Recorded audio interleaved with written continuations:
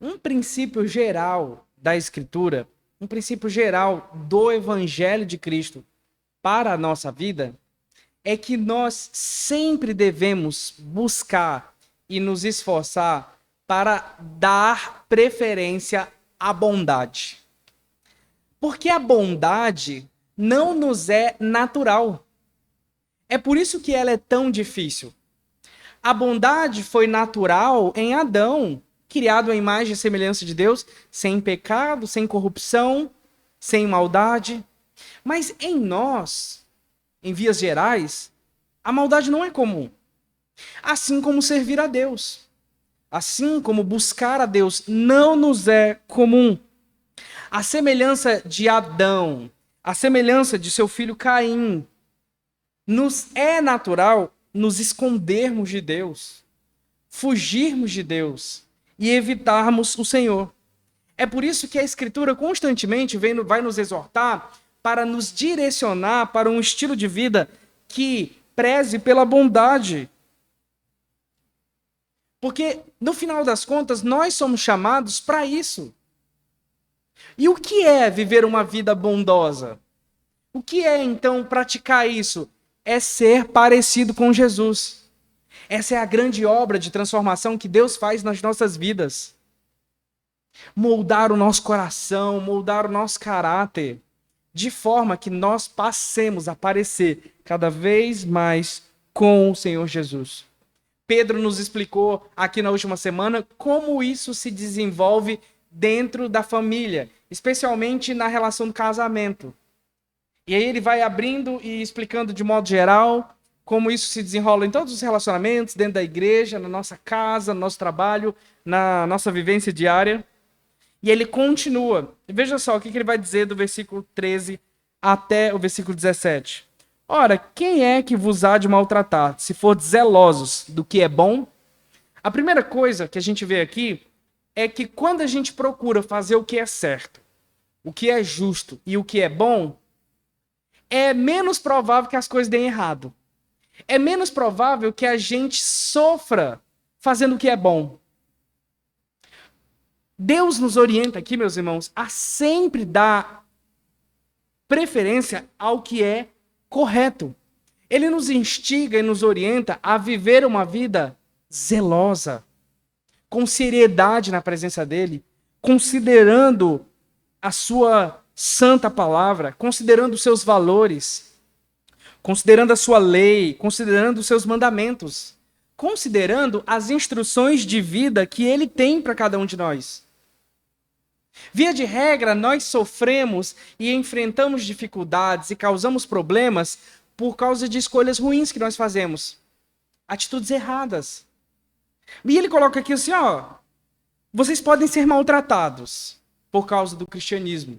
Vocês podem ser perseguidos. Agora, se vocês forem zelosos, se vocês forem cuidadosos com a maneira como vocês levam a vida e fazem as coisas de vocês, quem é que vai maltratar vocês?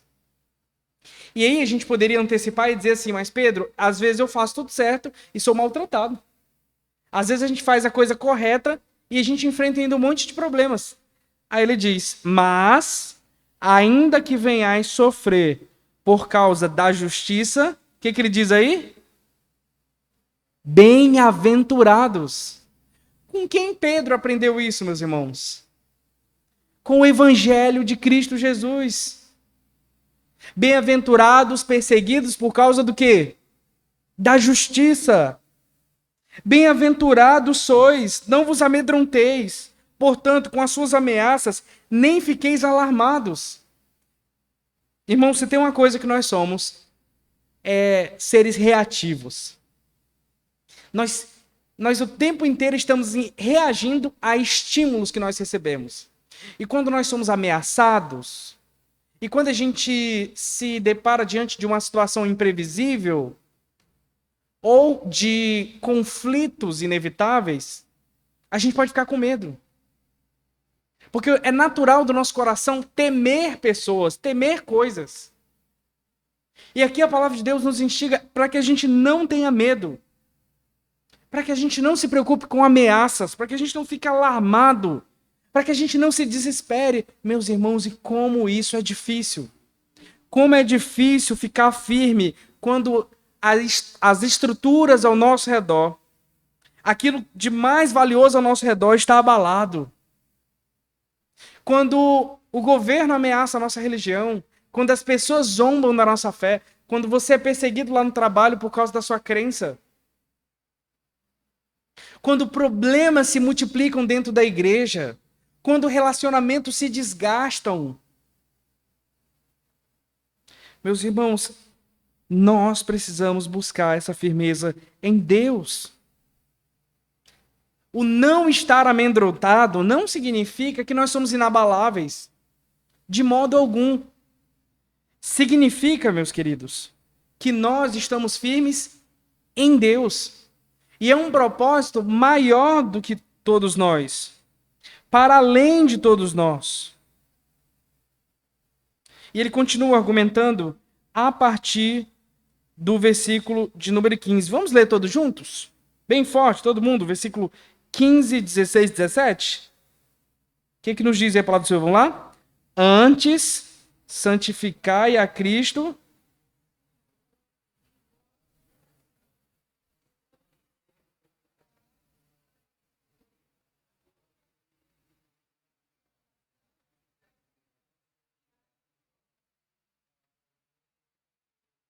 Vamos lá, 16. Fazendo, todavia.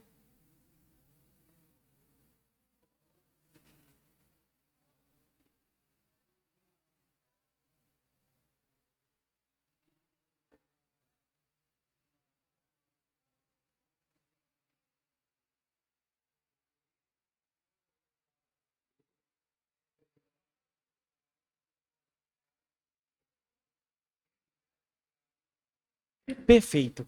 Olha só, como é que ele começa a argumentar? Antes, como é que a gente faz isso? Se a gente pudesse questionar Pedro, como a gente procede nesses momentos? E ele diz: antes, santificai a Cristo. Já há algumas semanas a gente tem insistido aqui, meus irmãos, que a coisa mais importante da nossa vida é estar em Cristo. É ser achado em Cristo. É caminhar com Cristo.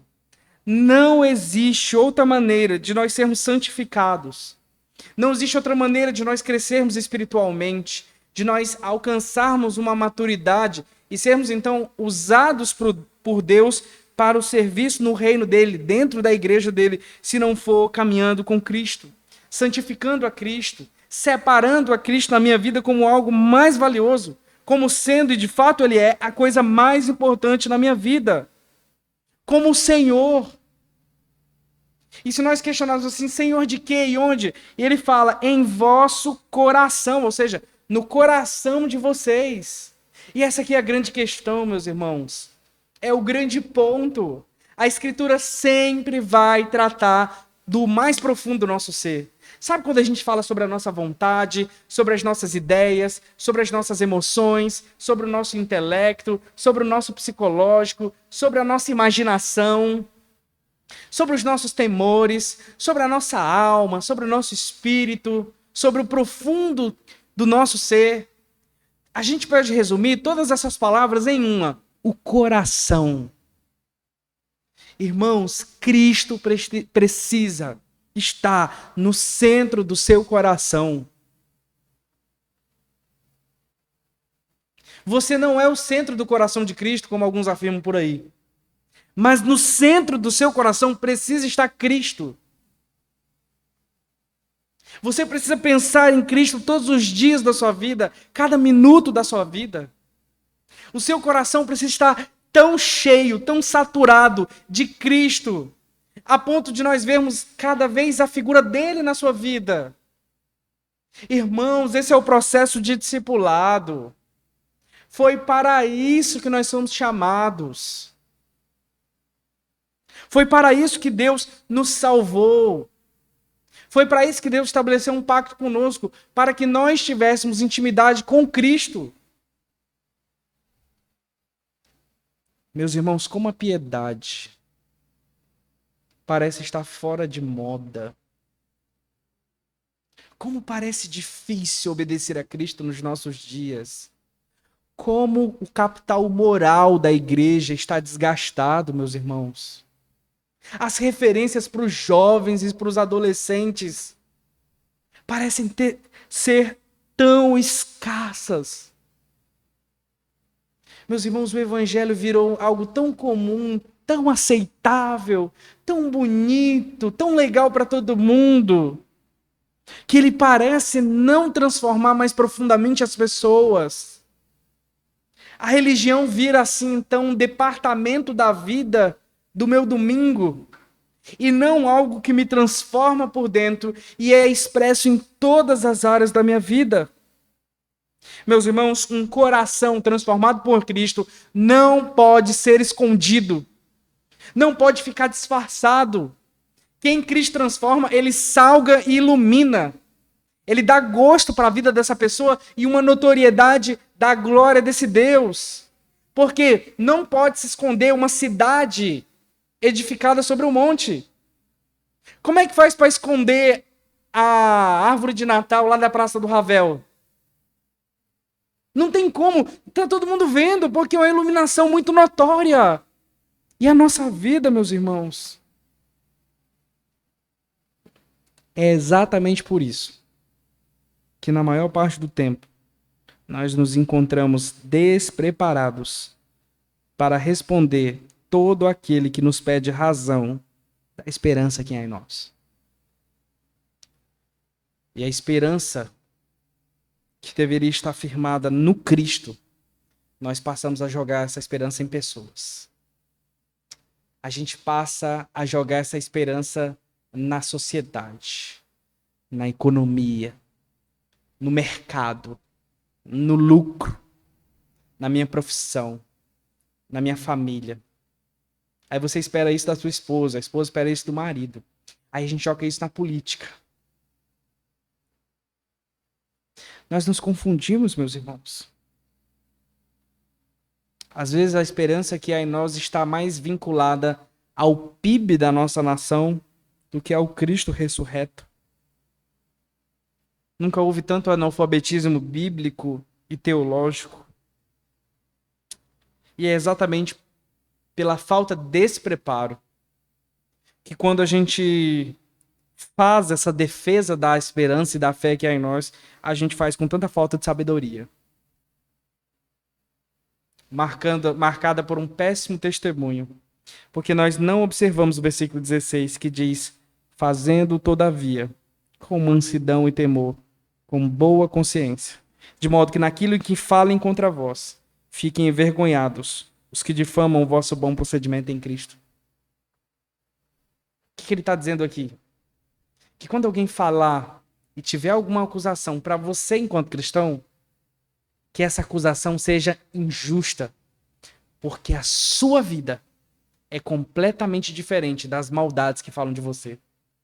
Agora, sabe qual que é o grande problema, meus irmãos? É que na maior parte das vezes, o que as pessoas falam mal da gente é verdade. As reclamações que as pessoas fazem sobre a Igreja de Cristo, sobre a nossa hipocrisia,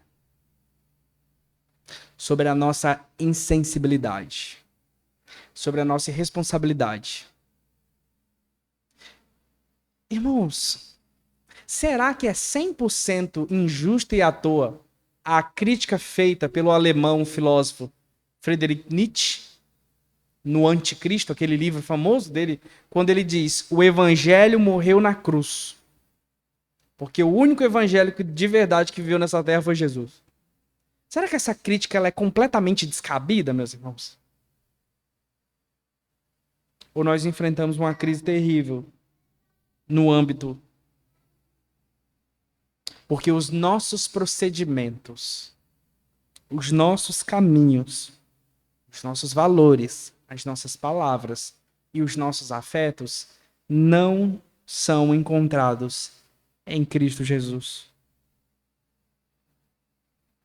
E aí nós sofremos fazendo o que é mal. Tem coisa mais vergonhosa, meus irmãos, que a bancada evangélica? Tem coisa mais vendida e triste. Às vezes eu tenho vergonha, irmão, de falar que eu sou evangélico. É sério, eu tenho. Isso já tem uns 10 anos, tá? Não é de hoje, não. Porque as pessoas pegam o evangélico e jogam tudo dentro do mesmo saco, do mesmo liquidificador e batem com um leitinho. É tudo a mesma coisa. É por isso que eu prefiro muitas vezes me identificar mais como cristão. Eu sou cristão. Ou melhor, o que eu mais gosto, eu sou discípulo de Jesus. Porque o nome evangélico tá tão, meus irmãos, queimado. Irmãos, às vezes eu tô tendo uma conversa tão interessante com alguém que eu conheço na padaria, no mercado, ou no ônibus indo para Porto Velho, às vezes no aeroporto, em alguma coisa. Aí a pessoa, quando ela pergunta o que eu sou, eu falo assim que eu sou pastor. Irmãos, a maioria das vezes a conversa acaba ali. Ou ela toma um rumo que fica assim. E pastor, algumas décadas atrás, ela estava entre as 3 profissões mais. Quando uma coisa assim é confiável, como é que fala? Ah, me fugiu o termo. Enfim, com mais credibilidade. Mais confiáveis.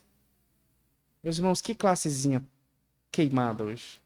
Tem hora que, em alguns ambientes, faz menos vergonha falar que é político do que ser pastor. Por causa, meus irmãos, nós estamos sofrendo, fazendo o que é mal. Quando, na verdade, se for da vontade de Deus, versículo 17, é melhor que sofrais por praticardes o que é bom do que praticando o quê? O mal. E ele continua. Pois também Cristo morreu uma única vez pelos pecados, o justo pelos injustos, para conduzir-vos a Deus, morto sim na carne, mas vivificado no Espírito. Aí aqui uma questão, a morte de Cristo é colocada aqui como exemplo, porque assim, teve injustiça maior do que a morte de Cristo?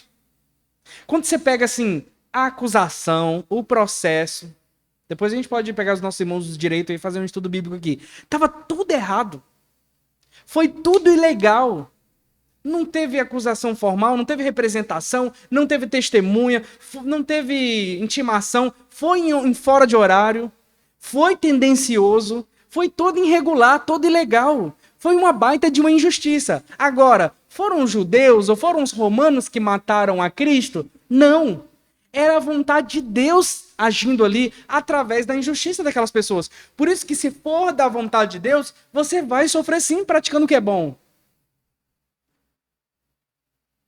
E aí Cristo morreu sendo justo e sofreu. Quanto mais a nós, meus irmãos, pessoas injustas. É a gente que se arrebenta mesmo. Porque mesmo tentando fazer o que é certo, nós somos viciados pelo erro.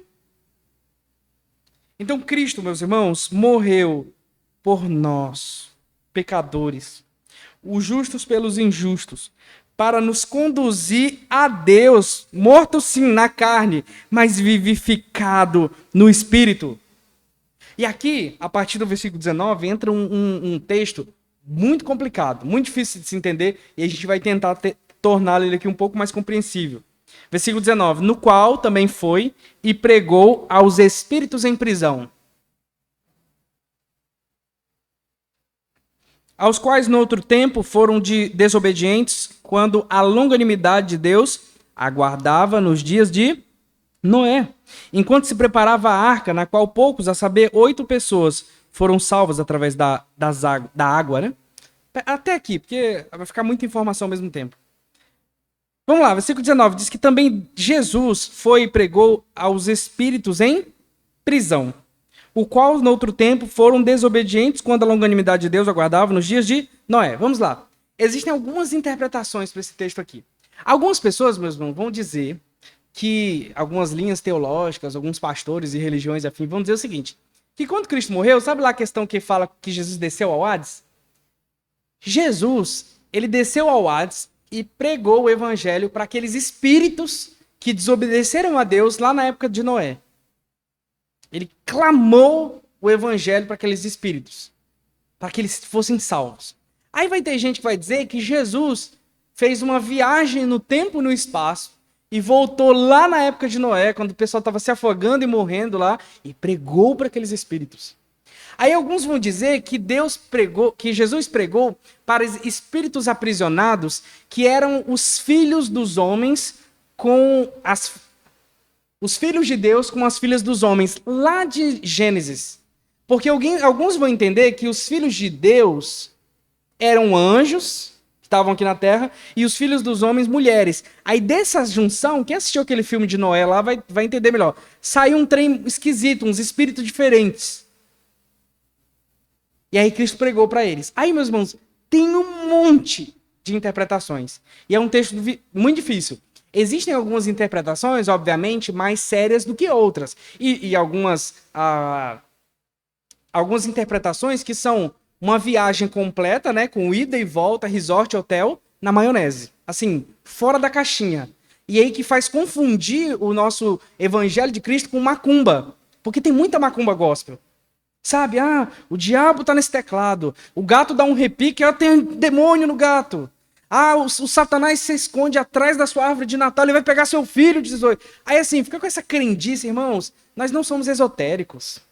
A gente não é macumbeiro gospel. A nossa vida ela é mais real do que a gente imagina. E as questões metafísicas e sobrenaturais são muito bem explicadas pela fé. Mas não é essa bagunça que às vezes as pessoas fazem. Principalmente com o texto bíblico.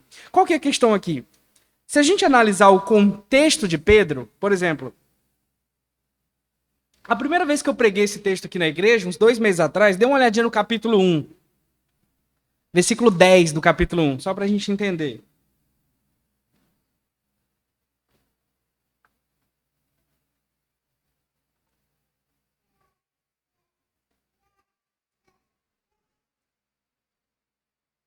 Olha só. Foi a respeito dessa salvação que os profetas indagaram e inquiriram, os quais profetizaram acerca da graça a vós outros destinada, investigando atentamente qual a ocasião ou quais as circunstâncias oportunas indicadas pelo Espírito de quem? O que está dizendo o Espírito de quem, irmãos? De Cristo. Vamos voltar. E o que a palavra Cristo significa? Para a gente, na nossa cabeça, Cristo é o sobrenome de Jesus, não é? Que assim, é Jesus, Cristo. Mas Cristo, meus irmãos, é a palavra grega para ungido, para Messias. Então, o Espírito de Cristo atuava na pregação no Antigo Testamento. Como é que as pessoas eram convertidas no Antigo Testamento? De onde vinha o poder para que se cresce na palavra de Deus? Onde que havia o poder para que se fosse profetizado? E a unção sobre os reis, sobre os sacerdotes e, consequentemente, indiretamente, sobre os profetas. Inclusive, o próprio Senhor Jesus é o grande rei, o grande sacerdote e o grande profeta. Porque o Espírito de Cristo atuava já na antiga aliança. Então, quando o texto diz que Jesus foi e pregou aos espíritos em prisões, significa que a mensagem pregada por Noé era a mensagem no poder do Espírito de Cristo. A mensagem estava imbuída com o poder do Espírito do ungido, do Messias, do Cristo. E o que eram aqueles espíritos aprisionados? Irmãos, espíritos são pessoas. Quando a Bíblia vai falar de um demônio, ela é muito específica para falar de um espírito imundo. Mas nós somos espíritos. Olha o tanto de espírito aqui. Olha um espírito falando aqui. A diferença é que ele está no meu corpo também. Eu e meu espírito, nós somos uma coisa só. Nós somos uma unidade hipoestática, inseparáveis. Quando separa, acontece um negócio chamado morte. Aí vai para o seio de Abraão ou já vai para o colo do capeta. E qual que é a grande questão aqui? Um espírito que vive para o pecado. Um espírito, uma vida controlada apenas pelos nossos sentidos, pelas nossas paixões, pelas nossas vontades, pela nossa carnalidade, seja por dinheiro, por fama, por poder, por sexo, por álcool, por comida, por trabalho. Não interessa, o que te faz sentir prazer e o que te domina e faz você viver quase como um bicho, que é a pessoa sem Cristo. Ela vive apenas para os sentidos dela. Cristo nos chama para viver para um propósito maior. Espírito em prisão é um espírito aprisionado pelo pecado. Quando Noé, meus irmãos, falava de arrependimento, Ele estava falando da mensagem do Cristo. Não que ele estava assim, ó, gente, creio no Senhor Jesus, porque ele nem sabia, ele nem entendia muito bem, mas ele sabia que viria um Messias, um grande mediador desse pacto que ele tinha com Deus. Então, quando as pessoas rejeitavam a mensagem de Noé, eles rejeitavam a mensagem do próprio Deus. Quando ele prega, então, esses espíritos em que, no outro tempo, foram o quê? Desobedientes, quando a longanimidade de Deus aguardava. Aí lá, esse negócio da longanimidade de Deus, se você tiver familiaridade com a leitura de Gênesis, você vai ver lá que Deus estava esperando, fala lá, que Deus só não tinha destruído as coisas ainda, porque ele não havia se completado a medida da iniquidade dos amorreus. Então, assim, Deus ele falou assim, ó, minha paciência vai até aqui. Até aqui, minha paciência, vamos supor. Aí o pessoal tava pecando, e Deus assim, não mapa. Quando bateu a meta da iniquidade, e Deus falou assim, não, agora eu vou matar todo mundo. Então, eles estavam, enquanto Deus estava sendo longânimo, e o povo pecando, eles estavam sendo o quê? Desobedientes. Então, é nesse sentido, meus irmãos, que Cristo estava na mensagem de Noé. Que Deus estava na... E as pessoas não rejeitavam propriamente Noé, mas a mensagem dele. E a mensagem de Noé era mais importante do que o próprio Noé. Era apesar dele e para além dele. Aí, ó, por exemplo, 8 pessoas se salvaram, né, através da água. Aí Pedro começa a falar assim, ó, que a água, versículo 21, a qual figurando. O que é figurando? O que é uma figura de linguagem? É um termo não literal. É um termo que vai explicar um outro sentido. Por exemplo, quando eu digo assim, gente, eu estou morrendo de fome. Significa que se eu não comer daqui meia hora eu vou morrer? Não. Eu estou exagerando, eu estou usando uma hipérbole, né? Para dizer que eu estou com muita fome. Da mesma forma, de forma figurada, a qual, figurando, né, a água, figurando o batismo, agora também vos salva, não sendo a remoção da imundícia da carne, mas a indagação de uma boa consciência para com Deus, por meio da ressurreição de Jesus Cristo. Qual que era a questão? No Antigo Testamento se falava muito de água. A vinda do Espírito era atrelada ao pensamento sobre água. Derramarei o meu Espírito como água. E a água era usada para purificação cerimonial, ou seja, limpar a carne, limpar o corpo da pessoa. Aí ele fala assim, antigamente esse era inclusive o batismo lá de João para arrependimento. Não era o batismo de Jesus. Aí ele fala, da mesma maneira que as pessoas foram salvas pela água, hoje vocês são salvos pelo batismo. A água, meus irmãos, salvou diretamente Noé e a sua família? Não. O que o salvou? A fé. Hoje, o batismo, ele tem eficácia em termos de salvação sobre a nossa vida? Ou seja, batizou, está salvo e é a prova máxima de que agora pertence à família de Deus? Não. O batismo é o selo visível da aliança que nós temos com Deus e ele aponta para uma boa consciência para com Deus. Ou seja, uma vida dedicada a Deus. Por meio... E aí, sempre a questão vai ser fé, meus irmãos. Por meio, a gente poderia colocar em termos de por meio da fé na ressurreição de Jesus Cristo. E aí, tanta discussão, tanta argumentação, tanta questão para a gente chegar na parte mais importante. Jesus Cristo, meus irmãos, qual depois de ir para o céu, está à destra de Deus Pai, ficando-lhe subordinado anjos e potestades e poderes. Amém? Amém, meus irmãos? Aleluia! Agora, meus irmãos, o Senhor Jesus não se encontra num estado de humilhação, mas ele se encontra na glória, à direita de Deus Pai, onde estão lhe subordinados anjos, potestades e poderes. Cristo, meus irmãos, está sobre todos. E ele governa a sua igreja através da sua palavra. Ele governa o mundo através da sua providência. Todas as coisas estão sob o domínio desse Cristo. Irmãos, isso aqui é o fundamento da nossa fé. O nosso zelo pela prática do bem. O nosso esforço é em explicar a razão da esperança que há em nós, fazendo isso com mansidão, com temor, se possível, inclusive sofrendo, entendendo isso que é vontade de Deus, pensando e sendo transformado pela mensagem da morte do Cristo, que nos conduziu à vida. Aquela mensagem que foi pregada a Noé, por Noé, e que chegou também à nossa vida, e que nos libertou do cativeiro e da escravidão do pecado, no qual agora nós somos lavados pela água, figuradamente o batismo, que nos indaga uma boa consciência na presença de Deus.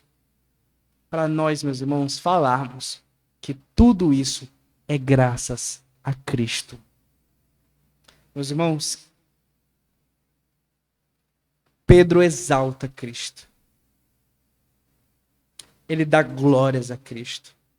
Ele coloca Cristo no centro.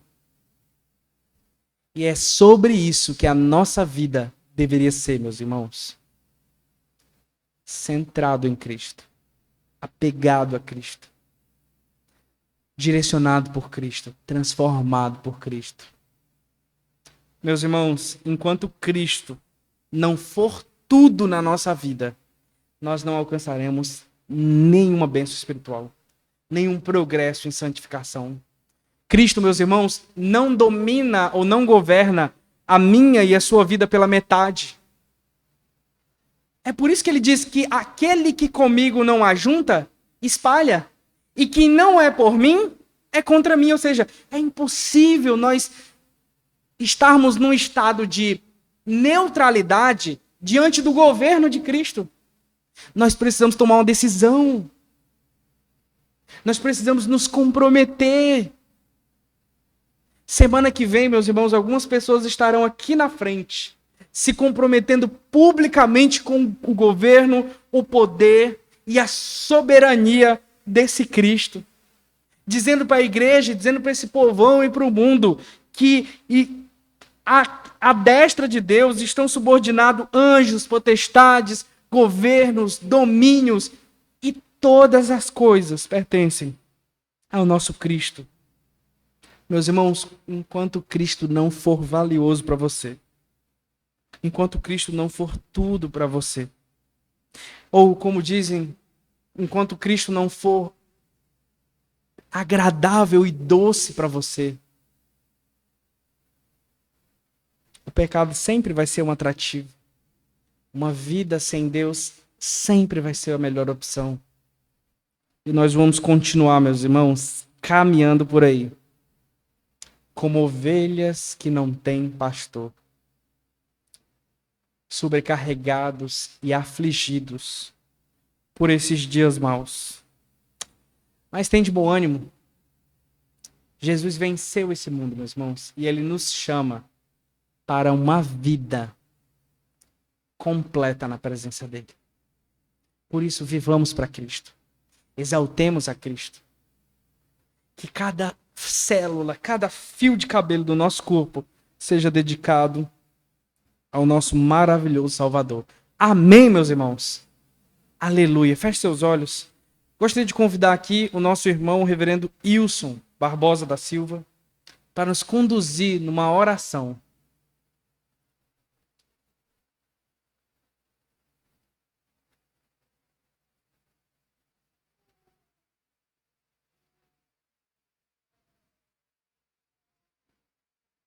Nosso Deus, nós estamos diante do Senhor, após ouvirmos a Tua palavra, entendemos que o desafio que nós temos diante de nós é que o Senhor tem que ser a parte central da nossa história, da nossa vida. Pedimos que o Senhor nos ajuste à Tua vontade, que o Senhor nos faça sermos aplicados ao desenvolvimento de uma vida que declara a presença de Cristo em todas as ações nossas, atitudes e comportamento. Amém. Não nos deixa, ó Deus, afastarmos 1 milímetro sequer da Tua vontade. Não nos deixa vivermos longe dessa centralidade do Senhor na nossa vida, mas nos aproxima cada vez mais daquilo que é proposta do Senhor para a nossa vida de convivência amorosa com o Senhor. Abençoa-nos, ó Pai, enche o nosso coração de alegria de termos Cristo como o norte nosso, a direção nossa, a companhia nossa, o dono da nossa história, da nossa vida. E pedimos que o Senhor cada vez mais também nos conduza a amarmos o Senhor e os teus princípios para sempre vivermos para agradar o Senhor. É a nossa oração, agradecidos em nome de Jesus. Amém. Vamos colocar em pé, irmãos?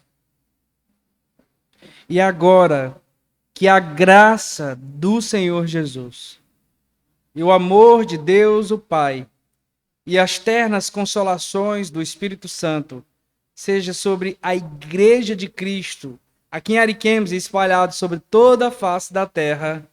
Amém, amém e amém. Vamos cantar, meus irmãos, o Amém Tríplice? Amém. Amém.